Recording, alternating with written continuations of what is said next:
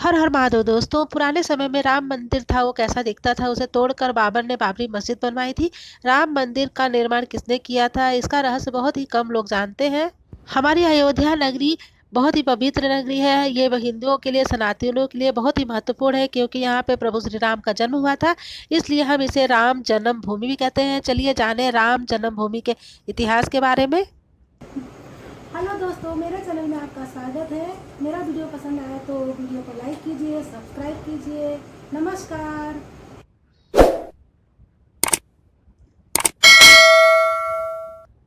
इतिहासकारों के अनुसार कौशल प्रदेश की प्राचीन राजधानी अवध को कालांतर में अयोध्या, अबोध काल में साकेत कहा गया। हमारी अयोध्या नगरी मंदिरों का शहर था। हालांकि जब खुदाई हुई तो हिंदू धर्म, बौद्ध धर्म, जैन धर्म से जुड़े अवशेष भी मिले, और जिसमें मंदिरों के जो अवशेष मिले उस पे खंभों पर हिंदू आकृतियां बनी हुई थी। अयोध्या नगरी का वर्णन वाल्मीकि रामायण में मिलता है। कहते हैं कि भगवान श्री राम के समाधि लेने के पश्चात अयोध्या कुछ काल के लिए उजड़ गई थी, लेकिन श्री राम के जन्मभूमि पर बना हुआ महल वैसा के वैसा ही था। भगवान श्री राम के पुत्र कुश ने राजधानी अयोध्या का पुनर्निर्माण कराया। उसके बाद सूर्य वंश की अगली पीढ़ी तक इसका अस्तित्व बना रहा। आखिरी राजा महाराज बृहदबल तक यह अपने चरम पर था। कौशल राज बृहदबल की मृत्यु महाभारत में अभिमन्यु के हाथे हुई। महाभारत के बाद अयोध्या बिल्कुल उजड़ सी गई, मगर श्री राम जन्मभूमि का अस्तित्व उसी प्रकार से बना रहा। इसके बाद उल्लेख मिलता है कि ईसा 100 वर्ष पूर्व उज्जैन के चक्रवर्ती सम्राट विक्रमादित्य एक दिन शिकार खेलते खेलते अयोध्या पहुंचे। थकान होने के कारण अयोध्या में सरयू नदी के किनारे एक आम के पेड़ के वृक्ष के नीचे अपनी सेना सहित आराम कर रहे थे। उस समय अयोध्या एकदम घने जंगल में तब्दील हो गया था। वहां कोई रहने वाला नहीं दिख रहा था। महाराजा विक्रमादित्य को यहाँ की भूमि में कुछ चमत्कार दिखाई दिया।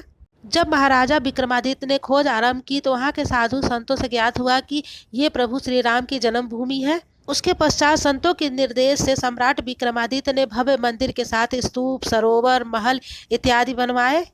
ऐसा उल्लेख मिलता है कि महाराजा विक्रमादित्य ने श्री राम मंदिर जन्मभूमि के लिए काले रंग के पत्थर वाले 84 स्तंभों वाला विशाल मंदिर का निर्माण करवाया था। उस मंदिर की भव्यता देखते ही बनती थी। महाराजा विक्रमादित्य के बाद अन्य राजाओं ने समय समय पर इन सब मंदिरों की देखरेख की। उन्हीं सब शासकों में एक शासक थे शुंग वंश के प्रथम शासक पुष्यमित्र शुंग ने मंदिरों का जीर्णोद्धार कराया था। पुष्यमित्र शुंग का एक शिलालेख अयोध्या की खुदाई में भी प्राप्त हुआ है। अनेकों अभिलेख से ज्ञात होता है कि गुप्त वंशीय चंद्रगुप्त द्वितीय के समय और तत्पश्चात काफी समय तक अयोध्या गुप्त साम्राज्य की राजधानी थी।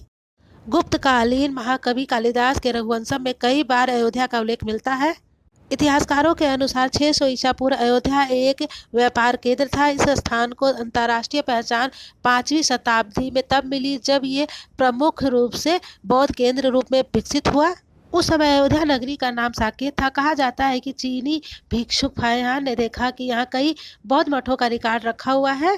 7वीं शताब्दी में चीनी यात्री हुएन अयोध्या आया था। उसके अनुसार यहाँ 20 बौद्ध मंदिर थे, 3000 भिक्षुक रहते थे। यहाँ हिंदुओं का भव्य मंदिर था, जहाँ मंदिरों में रोज हजारों संख्या में लोग दर्शन करने आते थे। इसके पश्चात 11वीं शताब्दी में कन्नौज नरेश जयचंद आया। उसने मंदिर पर सम्राट विक्रमादित्य के प्रशस्ति शिलालेख को उखाड़कर अपना नाम लिखवा लिया। पानीपत के युद्ध में जयचंद का अंत हो गया। इसके बाद भारतवर्ष में आक्रांताओं का आक्रमण और बढ़ गया। आक्रांताओं ने काशी मथुरा के साथ अयोध्या में भी लूटपाट की, पुजारियों की हत्या की, मूर्तियां तोड़ने का क्रम जारी रहा। लेकिन 14वीं शताब्दी तक अयोध्या का राम मंदिर को तोड़ने में सफलता नहीं पा पाए। विभिन्न आक्रमणों के बाद भी सभी झंझटों को झेलते हुए श्री राम की जन्मभूमि पर बना भव्य मंदिर 14वीं शताब्दी तक बचा रहा। इतिहास गवाह है कि सिकंदर लोदी के शासनकाल तक यहाँ मंदिर मौजूद था। 14वीं शताब्दी में हिंदुस्तान पर मुगलों का अधिकार हो गया। उसके बाद अयोध्या राम जन्मभूमि को नष्ट करने के लिए कई अभियान चलाए गए।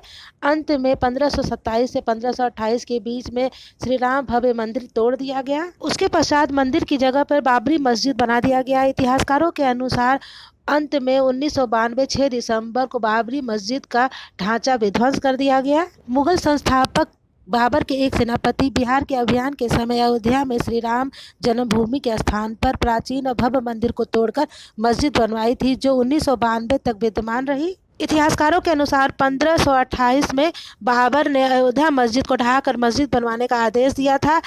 अयोध्या में बनाई गई मस्जिद में खुदे हुए संदेशों में इसका संकेत मिलता है। जन्नत तक जिसके न्याय के चर्चे हैं, ऐसे महान शासक बाबर के आदेश पर दयालु मीरबकी ने फरिश्तों के इस जगह को मुकम्मल रूप दिया। हालांकि यह भी कहा जाता है कि अकबर और जहांगीर के काल में हिंदुओं को यह भूमि चबूतरों के रूप में सौंप दी गई थी, लेकिन क्रूर शासक औरंगजेब ने अपने पूर्वज बाबर के सपने को पूरा करने के लिए यहाँ भव्य मस्जिद का निर्माण कराया, जिसका नाम बाबरी मस्जिद रखा। अंत में 6 दिसंबर 1992 में बाबरी मस्जिद का विध्वंस कर दिया गया। 500 साल का हमारा इंतजार खत्म हुआ। 22 जनवरी 2024 में राम मंदिर का उद्घाटन होने जा रहा है।